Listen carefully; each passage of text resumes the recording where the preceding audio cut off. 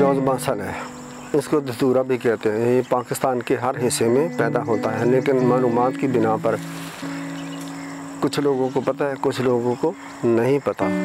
इसके काफ़ी फ़ायदे हैं। ये बुखारों में, जोड़ों के दर्द में, नज़ला ज़ुकाम में बेहतरीन चीज़ है। अब इसका तरीका इस्तेमाल ये है कि इसको आपने इस तरह थोड़ा सा काट लेना है, फिर इसके पीस कर लें, धूप पे रख लें, खुश्क कर लें, इसका पाउडर बना लें।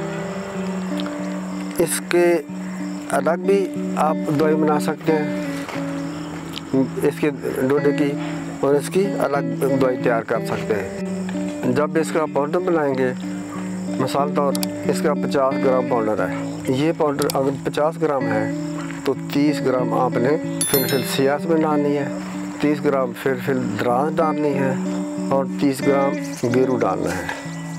अब इसको खूब ग्राइंड करें, मिक्स करें। अब ये आपकी बुखारों की दवाई तैयार है। बुखार किसी किस्म का भी हो, इससे इंशाल्लाह ख़त्म हो जाता है, उसकी बारीकी टूट जाती है। चाहे 1 रोज़ा बुखार हो, 6 रोज़ा हो, 5 रोज़ा हो, 7 रोज़ा बुखार हो, ये तमाम के लिए बेहतरीन चीज़ है। इसके दीगर फ़ायदे में से ये है कि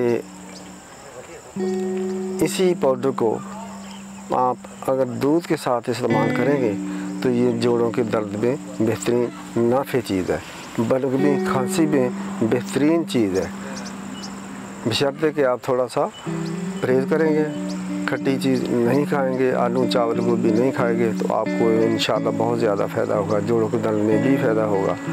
नज़ला ज़ुकाम की बेहतरीन दवाई है। जो आदमी कहता है कि मेरा नज़ला नहीं जाता, मेरी बलगम नहीं जाती, तो ये बेहतरीन दवाई है। इसको आप इस्तेमाल करें।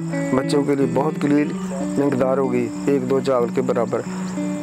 दूसरे बड़े लोगों के लिए उनके 1/4 चम्मच, 1/4 चम्मच सुबह, दोपहर, शाम दूध के साथ या पानी के साथ आप ले सकते हैं। इंशाल्लाह शिफा होगी, आराम होगा।